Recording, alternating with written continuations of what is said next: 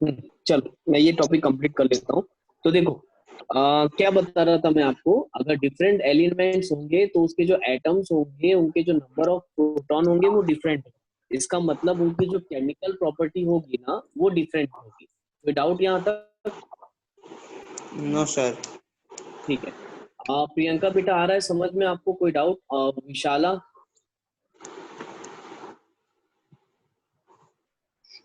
कोई डाउट है किसी को यहाँ तक जितना भी पढ़ाया है अभी तक? कोई डाउट किसी को?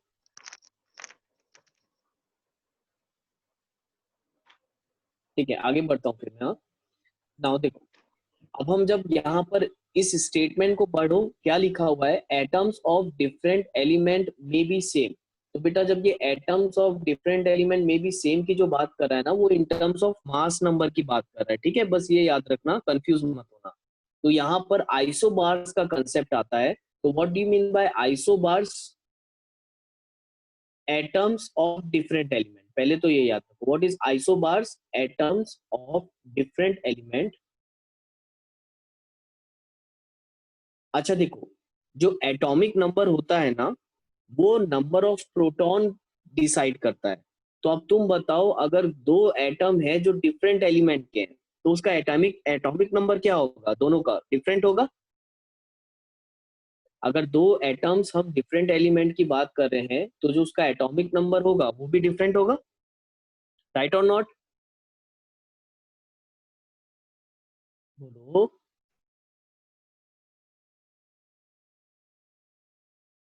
अरे भाई प्लीज माइक ऑफ रखा करो, तुम लोग कैसे करते हो? देखो, तो हम लिख सकते हैं atoms of different element having different atomic number. Right, क्योंकि अगर ऑब्वियस सी बात है, अगर दो एटम डिफरेंट एलिमेंट के हैं तो उसके एटॉमिक नंबर डिफरेंट ही होंगे। Having different atomic number but same mass number.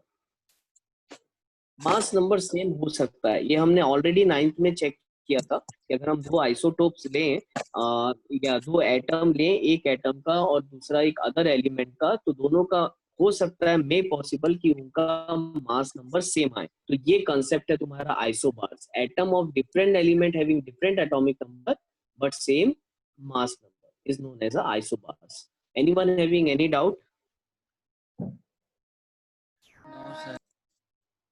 Clear है? कोई डाउट किसी को? No sir. ठीक है, आइसोबार्स अच्छे से आ गया समझ में? यस चलो, sir. Next next fourth point क्या होगा? Atoms is the smallest unit taking part in a reaction. ये ना जो डेल्टन की स्टेटमेंट थी ये बिल्कुल करेक्ट थी कि जो एक एटम होता है वो सबसे स्मॉलेस्ट यूनिट है। Atoms is the smallest unit जो रिएक्शन करने में टेक पार्ट करता है। यानी कोई भी दो एलिमेंट अगर आपस में रिएक्ट हो रहे हो या कंपाउंड रिएक्ट हो रहे हो, तो उसमें एक एटम सबसे स्मॉलेस्ट यूनिट होगा जो उस केमिकल रिएक्शन में टेक पार्ट कर रहा होगा, पार्टिसिपेट कर रहा होगा, बोलो। ठीक है, तो इस atom is the smallest unit taking part in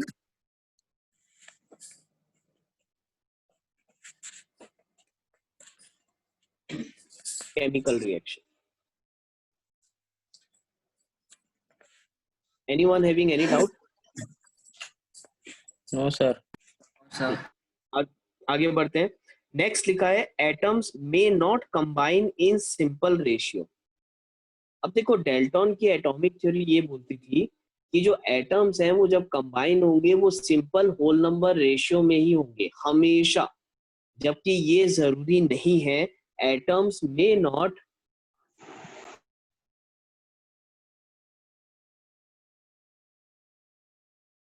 combine in simple ratio. अब देखो, जरूरी नहीं है कि एटम्स हमेशा सिंपल होल नंबर रेशियो में कंबाइन हो। ठीक है, कॉम्प्लेक्स रेशियो में भी कंबाइन हो सकते हैं, जैसे कि तुम्हारा C12H22O11 सुक्रोज। ठीक है, तो C12H22O11। अगेन देखो, ये कहीं पर भी तुमको सिंपल होल नंबर रेशियो में दिख रहा है क्या? This is not a simple whole number ratio 1:2:3:4 इस टाइप का आपको कुछ रेशियो दिख रहा है, या 2:1:3?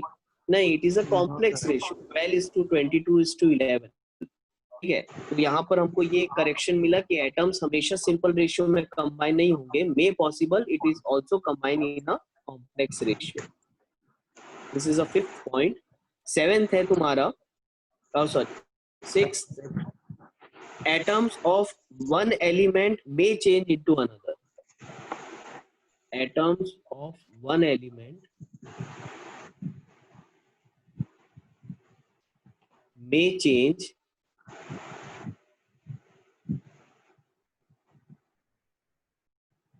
into another. अब इसको भी मैं बता देता हूँ आपको। अब देखो, डेल्टन की एटॉमिक थ्योरी बोली थी कि atoms can neither be created nor be destroyed, right? Again ये चीज ना बेटा टाइम के साथ हमें पता चली। अगर आप न्यूक्लियर रिएक्शन में देखोगे, न्यूक्लियर रिएक्शन सबको मालूम है? Yes, sir.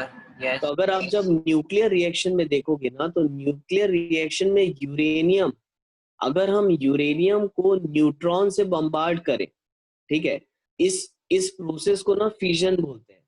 क्या बोलते हैं? Fission. फिजन। ठीक है, तो न्यूक्लियर,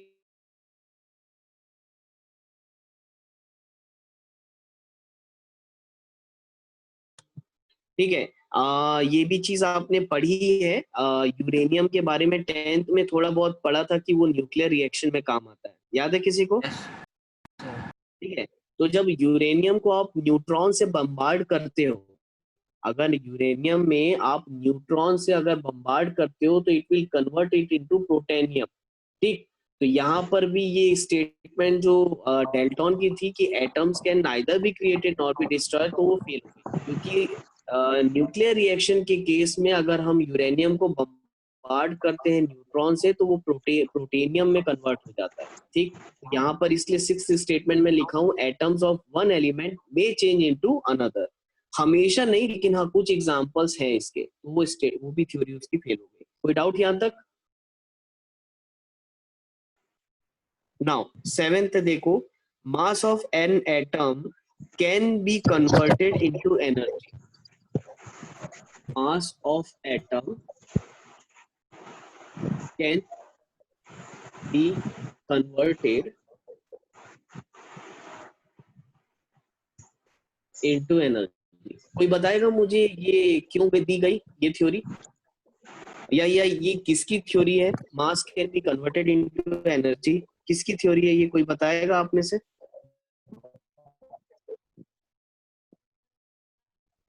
फेमस है बेटा, मास can be converted into energy, कहीं तो सुने होंगे। इसकी थ्योरी है ये। हाँ सर बोर की है क्या? है, one of the brilliant scientist, तो मैंने आइंस्टाइन। दे दिया, आइंस्टाइन। सबसे फेमस थ्योरी है ये आइंस्टाइन की। सर सबको तुक्का याद, मारा था।